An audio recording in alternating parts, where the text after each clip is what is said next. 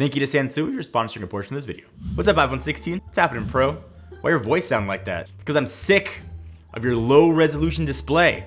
When are you gonna get Pro Motion? 60 Hz is for chumps. When are you gonna get good colors? Oh, muted beige is really all the rage this year. I'm looking at you from far away through your only 2 times kind of fake zoom. Yeah, but I'm saving 200 bucks. People don't care about a screen that much. But I have $200 in my pocket. Jokes aside though, you're looking a little Samsung-y there, iPhone 16. Shut up.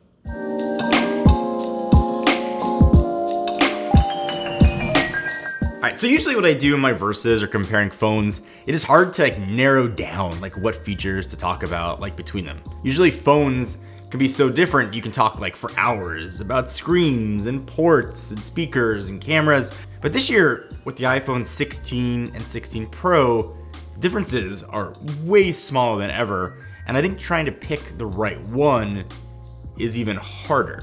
So is there a difference, or honestly, maybe not? Both of these phones are the latest in the 5-generation long design trend that we've seen from Apple. So it's no wonder they ended up being so similar. So, but here's every difference between these phones, kind of what that means in real world use.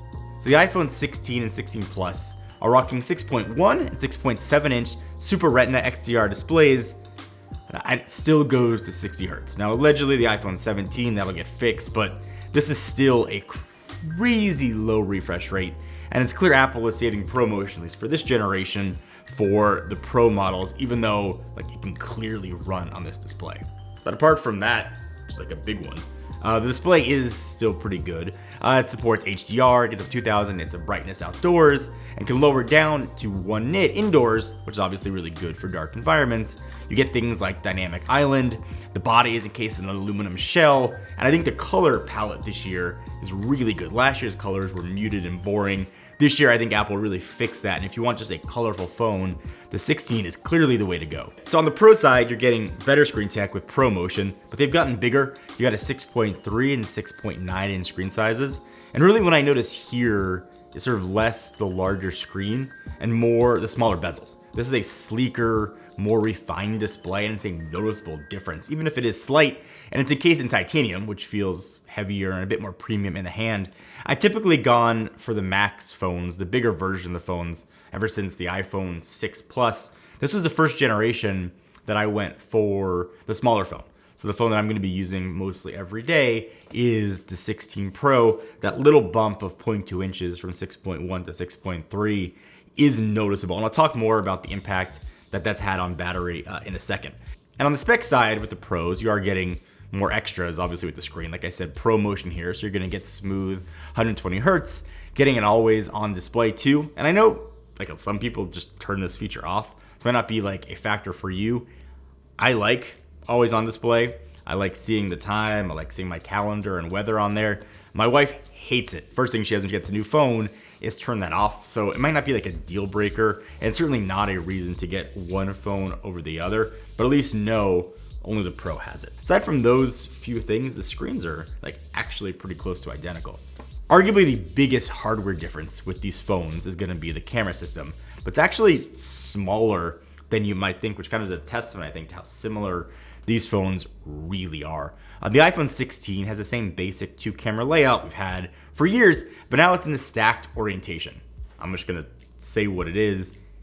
It looks like a Samsung phone, and that's a good thing. I think Samsung phones look really good, but on a side note, I think that it looks great, and getting rid of the square camera bump, I think does make the phone look significantly different, and I think it looks better, at least on the back. That aside though, you get a 48 megapixel main camera and a 12 megapixel ultra wide. And this year Apple's using the term fusion camera. It's more Apple marketing jargon to include a 2x crop mode as its own camera. So if I was to speak Apple's marketing, they would tell you you get 0.5x, 1x, and 2x with the 16 line.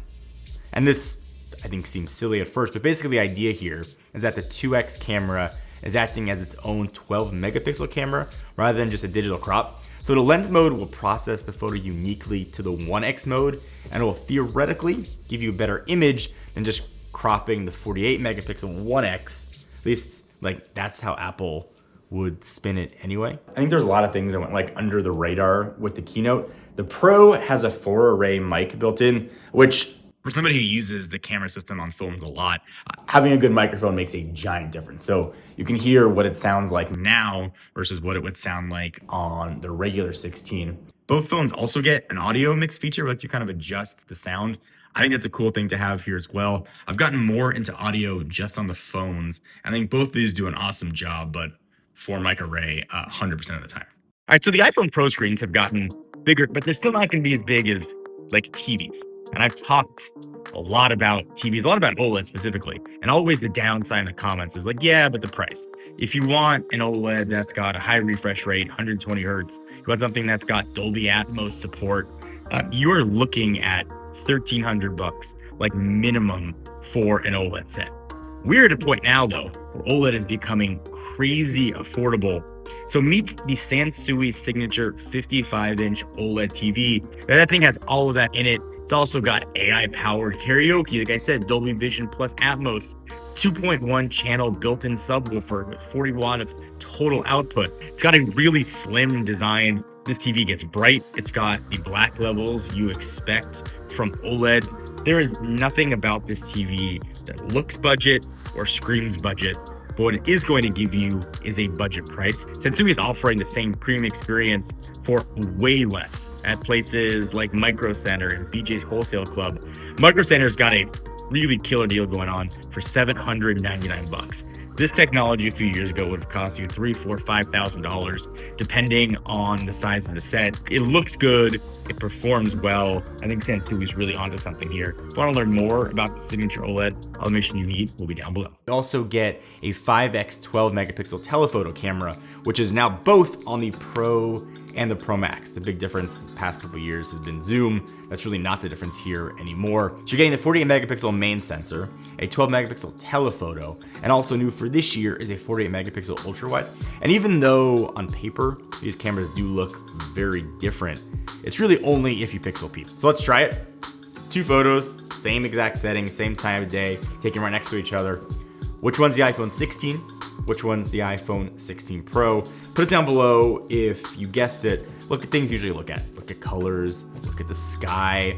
I think aside from like the specs being different, you are getting a really good camera system with the iPhone 16. And I think the 16 overall is the first kind of like regular iPhone in years that is a legitimate choice and is really good across the board, save for sort of the refresh on the screen. But like, that's not to say that these are like the same. I think what makes a huge difference is the quality of the ultra wide cameras. So this year, the 16 was updated to support autofocus, which I think I just assumed was already there, but it wasn't.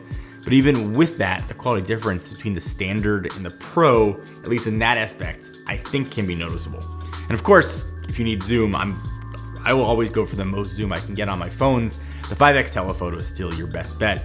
And like I said, you can get it on both sizes of the Pro now. I think the last hardware piece of the story is the new camera control button. And this is a feature that I am shocked Apple included on the standard iPhone 16 and the Pro. It seems like this typical feature Apple would hold back for probably 2 or 3 years before it came to the standard phones. But it's here also on the 16, so you're not going to miss out. Maybe when Apple Intelligence is more fleshed out, I'll use the camera control button more. I tried it. It works as advertised. I mostly forget that it's there. It makes me think my phone is upside down when I pull it out of my pocket. I have very rarely used it. Camera control means absolutely nothing to me at all. But whatever phone you get, if it matters to you, at least it's there. On the software side, the Pro is the only phone to get Pro RAW for getting the most control of your photos with editing. But a new feature we got is the latest generation of photographic styles. And I think this is crazy cool. It gives you really granular control over how your photos look. You can make them look warmer, or cooler, more contrasty, or less, or even more saturated. And you can save these looks to apply to your photos while you shoot or afterwards. And I think what's really cool about this, if you're coming from a Samsung and you like the extra contrasty look of Samsung photos, you can like get that here.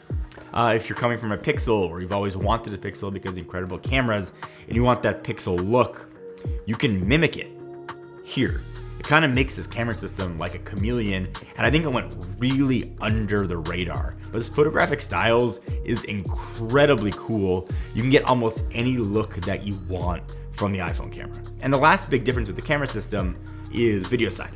So I think this is probably where the Pro is in a league of its own, not only with other iPhones, but like with phones in general.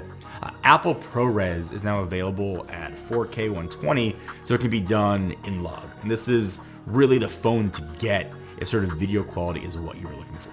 And even if you aren't shooting ProRes, you get more frame rates on the Pro. You get 100 or 120 FPS in 4K and 120 FPS 1080p options with the Fusion camera, where you're capped at 60 FPS on the standard 16. So like if video is your jam, you're making the living on video, Pro 100 out of 100 times. So like obviously there's no doubt the camera is a giant reason people like buy phones, but if there was a distinction between the Pro and the standard iPhone 16, like the camera system is obviously it. But on like a day-to-day basis, I think the features on both cameras deliver really good photos. I think like the huge show-stopping feature of the iPhone 16 lineup across the board is like Apple Intelligence, or at least like it's supposed to be, even though at least as this filming, it's not out yet. But that is supposedly, at least if you believe Apple, enabled by the A18 processor inside of the phone. And this is the latest 3nm chip that should give you great performance and battery life. And there is a processor difference between these phones. So the Pro is rocking the A18 Pro processor. It's really an extra GPU core, 6 now, up from 5 on the A18. But does this make like a lick of difference in the real world? No. Not Apple's processors are so overpowered. Even a processor from 2 years ago can run pretty much everything that exists right now. Now, Apple said you're going to need an iPhone 15 Pro or newer to run Apple Intelligence, but those processors are incredibly powerful. And unless you are benchmarking over and over again, I think you'll be hard pressed to find any difference between the iPhone 16 processor and the 16 Pro. My biggest hope for these phones, though, is battery life. And at least that does seem to be the case. At the very least on paper, these phones have bigger batteries than last year. The 16 has a 3,561 milliamp hour battery, Plus has a beastly 4674. Pro's got 3582, and the Pro Max has the biggest at 4685. So if you want the best battery of any phone, actually the Pro Max is probably going to be what you want. I've seen comparable battery life on my 16 Pro to what I got on my 15 Pro Max, and that is a giant compliment. But battery life is like the most subjective thing. My apps that I use are different than the apps that you use. How I use my phone are going to be different. I will say I wish battery life was better, despite being as good as my 15 Pro Max was, but I can get through a whole day. But if you are on like TikTok especially, you're gonna find your battery life gets zapped really quickly. But if you watch it or even top it up for a few minutes a day, I don't think you're gonna have any issues at all. And that's not unique to the iPhone 16 line. That kind of goes for almost any phone out there. Only other difference I haven't talked about is storage option. So the Pro starts 128 and goes up to 1 terabyte. Standard, it's a measly 512 gigabytes.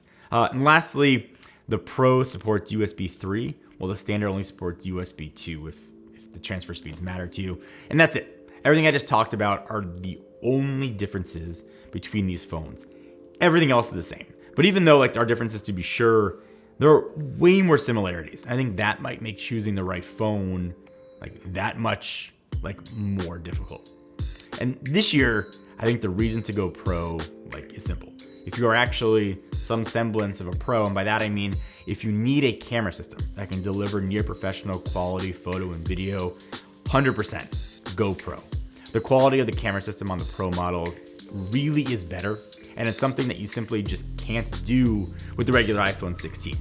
And if screen quality is all you care about, then obviously 16 Pro has a nicer display and it's better to look at. Then we get to the question of cost. So the 16 starts at $799, the Pro starts at $999. Is it worth $200 more? What if instead of going Pro, use that money towards getting double the storage, which would still save you $100 off the Pro's price? And I think that this is a real tough choice to pick. But I think this year, if you don't really care that much about a screen and you don't need that incredible video, the 16 or the 16 Plus is the perfect phone for almost everybody. It's It's not neglected anymore. It's not the little brother to the Pro line. It is a full-featured, incredible phone that happens to come in better colors than what the Pro line can do. And I think for almost everybody, the iPhone 16 should be the one to get.